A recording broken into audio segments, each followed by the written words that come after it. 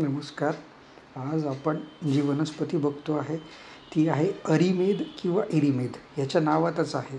अरी म्हणजे शत्रू, मेदो धातूचा शत्रू असलेली ही वनस्पती. हिचं स्वरूप जर तुम्ही बघितलं तर हिचा असा अगदी लहान ते मध्यम आकाराचा वृक्ष असतो. अगदी 5-7 ते अगदी 10-12 फुटापर्यंत वाढणारा याचा वृक्ष आपल्याला सापडतो आणि याची अशी सुंदर पिवळ्या रंगाची फुलं असतात आणि याला अशा काळ्या लांब छोट्या छोट्या शेंगा असतात. कषाय रस प्रधान ही वनस्पती आहे. रस आहे कषाय आणि तिक्त, वीर्य आहे शीत आणि विपाक आहे कडू. याचं उपयुक्त अंग आहे त्वचा, स्टेम बार्क आणि हार्डवूड म्हणजे त्वकसार.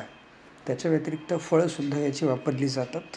याचं पर्यायी नाव आहे विटखदीर, कारण की ही खदिराच्या कुळातली आहेत, परंतु हिच्या मुळाला एक उग्र वास असतो, त्याच्यामुळेच हिला विटखदीर असं म्हटलं जातं. आणि चरक संहितेत आलेलं जे मुखरोगासाठी प्रसिद्ध असलेलं एरिमेदादी तेल आहे त्यातली ही वनस्पती. धन्यवाद.